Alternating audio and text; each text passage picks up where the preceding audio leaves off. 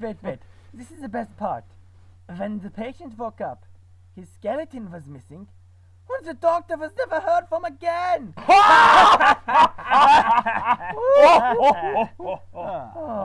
Anyway, that's how I lost my medical license. Good times. Guys. Cram your noise holes, alright? My piece is coming up. And there were no survivors of that tragic bunny massacre. Now, in response to National Kite Month, we have top reporter High Machine Gun with a short piece on the history of kite fighting. Hi. Len, I'm standing in the middle of the road in Afghanistan. It is not a very safe place to be. Len, I am here in Afghanistan, practically the place to be for kite fighting.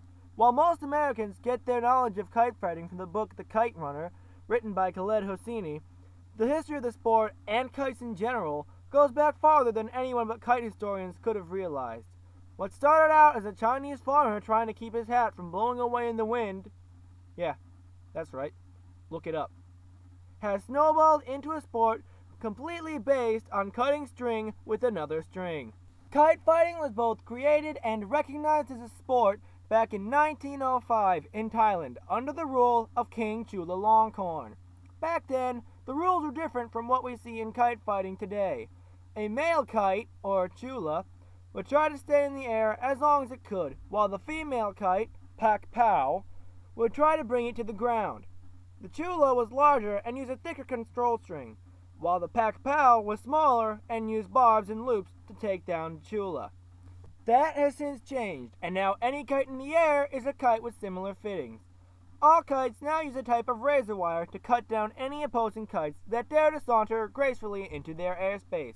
Each kite is piloted by a team of two, one person who changes the altitude by releasing wire from the spool, and another who controls the kite's maneuvers.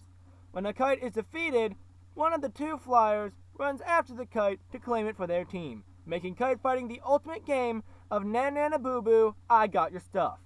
Afghanistan picked up the sport sometime around the 1900s, and it quickly became the national pastime. But everything changed when the Taliban attacked. From 1996 to 2001, the Taliban had banned kite fighting and kite flying in general for being un-Islamic. But the people of Afghanistan soldiered on and continued to fly their kites despite the penalties they would face for flying them. Losing this part of their heritage was something they could not afford to do. Now that the ban has lifted, children, teens, and even adults are looking forward to seeing what new kites will be flying. From the middle of the road in Afghanistan, I'm High Machine Gun, and I'm about to get run over by a car. Never mind, it's a Prius.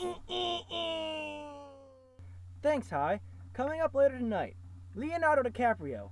Is he actually a zombie? Find out more later tonight. Oh my god, no, it's the bunnies! Oh my god, no! No, get him off!